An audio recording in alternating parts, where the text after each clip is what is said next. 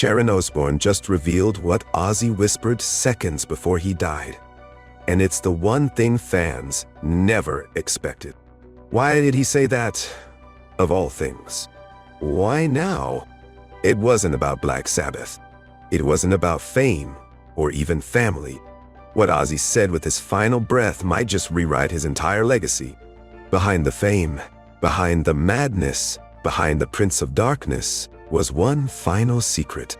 For over 5 decades, the world knew him as the Prince of Darkness, a heavy metal icon, a shock rock legend, a man whose on-stage antics became the stuff of both nightmares and folklore. But behind the theatrics and the outrageous headlines, Ozzy Osbourne was always something more, something misunderstood. To the millions who grew up on his music, he was immortal, bat-biting wildman, reality TV star, the mumbling but lovable metal daddy. Yet as Sharon Osbourne sat beside him in those final hours, watching the man she had loved, fought with, forgiven, and stood by for 40 years fade away, the myth peeled back. There was no stage, no audience, no pyrotechnics. Just 2 people, 1 hospital bed, and a truth so quietly devastating it would take her months to even say it aloud. For most fans, Ozzy's final days came suddenly. The official story was simple: complications from years of injuries, surgeries, and his battle with Parkinson's. But to Sharon, the writing had been on the wall for much longer. There was a moment, she's spoken about it once, when she walked into their London home a year before his passing and found Ozzy staring out the window, not at anything in particular, just staring. "It's almost over, isn't it?" he had murmured. She laughed it off at the time, told him not to be dramatic. But in that moment, a chill ran through her bones. Ozzy wasn't joking, and he wasn't being morbid. He was preparing. People always saw Ozzy as the chaos, the tornado that tore through hotel rooms and television screens. But what they didn't see was the man who sat silently on his back porch, whispering lyrics to himself as the sun came up. Or the man who, every Christmas, wrote each of his children a personal letter by hand, trying to express with words what he often couldn't say aloud. Words were hard for Ozzy, not because he lacked feeling, but because he had too much of it. His brain raced faster than his mouth ever could. His emotions were always too loud or too buried. And that's why his last words hit Sharon like a lightning bolt. Because in that final moment, between the morphine drips and the muffled heart monitor, Ozzy didn't say something grand or poetic or even musical. He didn't ask about his fans. He didn't even mention his children. He whispered 6 words. 6 words that shattered Sharon's entire understanding of him. 6 words that, for a moment, made her question if she'd ever really known the man she built an empire with. But we'll come back to those. Because first, we need to rewind. Back to the beginning of the end. It started with a letter. A private one. Sharon found it tucked inside his tour jacket 3 months before his passing. Ozzy had written it in 2023 while recovering from his 4th neck surgery. He hadn't told anyone, not even Sharon, that he was writing these notes.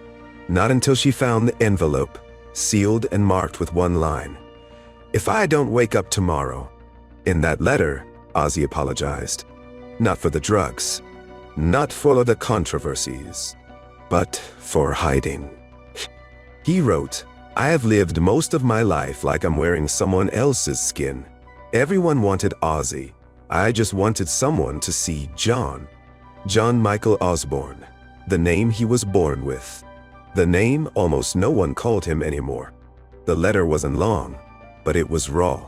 It spoke of loneliness, of regret, and of a desperate desire to connect with the parts of himself that got lost in the fame.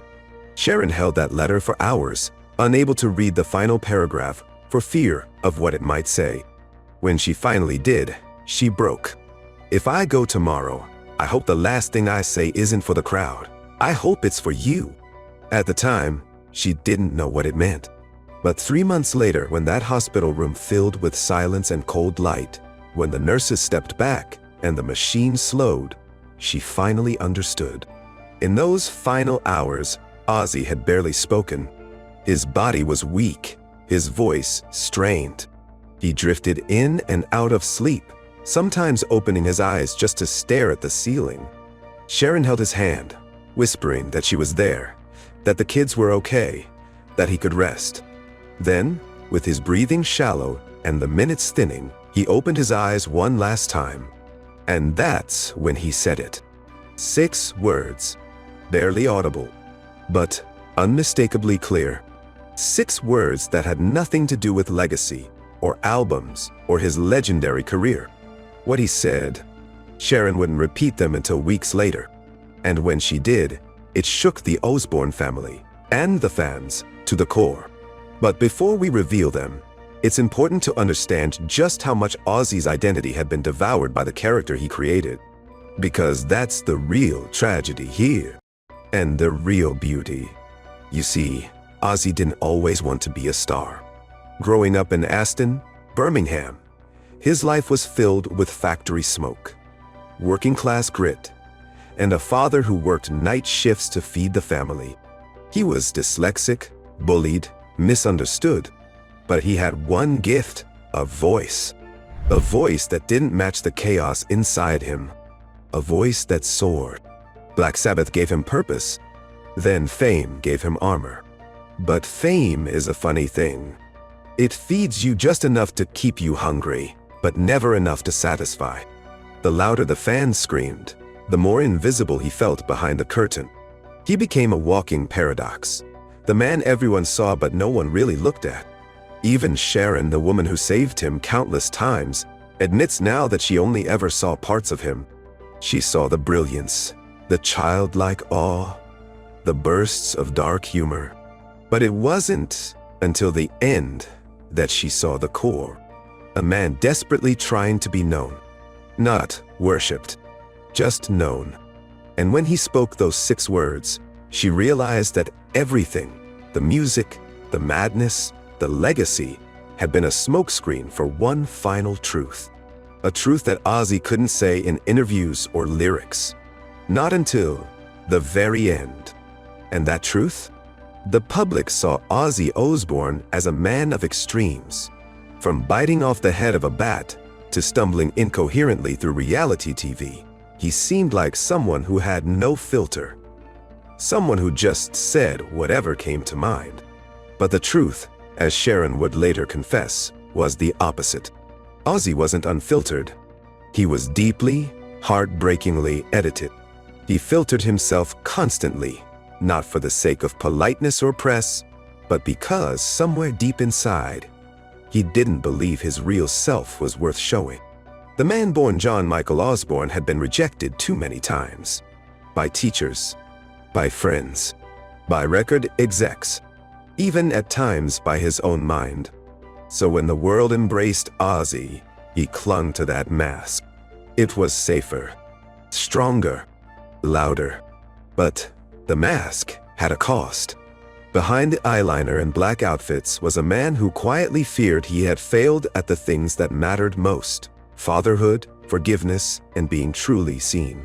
And in those final weeks, as the cameras faded and the spotlight dimmed, Ozzy was forced to face the one audience he couldn't escape: himself. Sharon says that in the last few days, Ozzy became obsessed with silence. He didn't want music. He didn't want news. He didn't even want the sound of visitors. Just silence. He said it was the only time he could hear his own thoughts, she recalled. And what he was hearing terrified him. There was one night, a week before he passed, when Sharon found him awake at 3 a.m. clutching an old photograph. It was from 1974, pre-solo career, pre-rehab. Just a group of young guys in a van, half drunk, fully alive. Ozzy was staring at it like it held a code he couldn't crack. He kept saying, "Where did he go? Where did he go?" Sharon whispered through tears. He didn't mean a person. He meant himself. And this is where the story starts to twist. Because what Sharon didn't know at the time, what none of the family knew, was that Ozzy had left behind more than one letter. He had written, 6. One for each child, and one for her. They were tucked into his old tour binder, slipped between set lists and hotel receipts from decades ago. His assistant found them 2 days after his passing, carefully folded and sealed. On each envelope, one line handwritten in a shaky scrawl: "Don't open until I'm gone." Sharon opened hers first. Inside was a note that made her sob so violently she couldn't speak for nearly an hour. It read, "You were never married to Ozzy. You were married to the scared little boy inside him who didn't know how to love right, but tried every damn day." Then came the 6 words that Ozzy had whispered on his deathbed. The 6 words Sharon hadn't told anyone. The 6 words she now saw, in ink, staring up at her from the page. "I should have stayed, John, with you." That was it. Not, "I love you." Not, "Goodbye." Not, "Thank you for everything." But, "I should have stayed, John, with you." It broke her, because those 6 words didn't just express regret. They revealed a lifelong battle. Ozzy had spent 50 years being someone for everyone else: fans, labels, media, the industry, the world. But at the very end, as his body gave out and all the noise disappeared, he finally understood what it had cost him. He had lost himself. He had become Ozzy so thoroughly that even in the quietest moments, John, the boy from Birmingham who once fixed TVs and dreamed of nothing more than peace, was buried too deep to reach. And Sharon? She had been the only person who ever tried to reach that version of him. Not the icon, not the myth, just the man. The twist wasn't that Ozzy had regrets. That part wasn't surprising. What shocked Sharon, and later the children, was how quietly those regrets had eaten away at him over the years. He never let it show. He laughed. He toured. He played the role. But all the while, the mask grew heavier. And in those last seconds, when all he had left was breath and memory, he let it fall. "I should have stayed, John, with you." It wasn't a plea. It wasn't an apology. It was a confession. And it changed everything. Because now, suddenly, the stories they'd all told themselves about the rocker, the rebel, the madman, cracked. The real story was much sadder and much more human.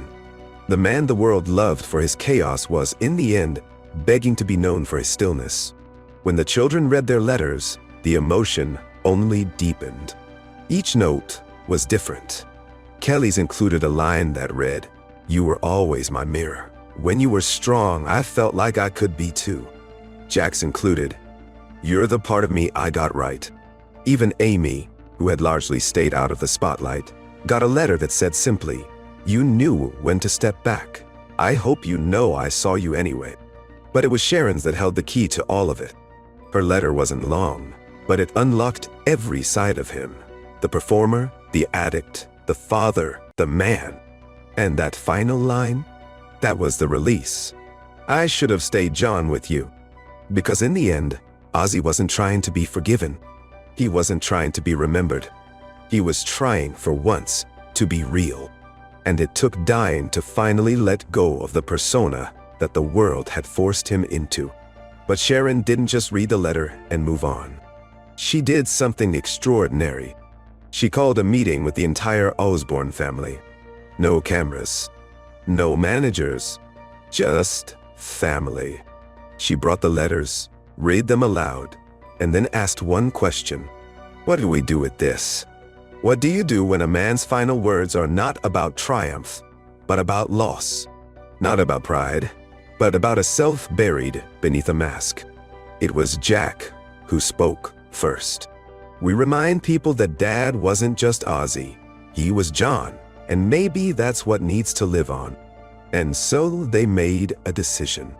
The next memorial service, the one open to the public, wouldn't be about Ozzy. No black roses, no gothic altars, no heavy metal remixes. It would be for John Michael Osbourne, the quiet boy who just wanted peace. They played recordings of him talking about his childhood, old tapes where he sang Beatles songs before ever forming a band. They showed home videos of him laughing with the kids, not snarling on stage. They read parts of the letters. And Sharon, finally, told the crowd what Ozzy's final words had been. "I should have stayed John with you."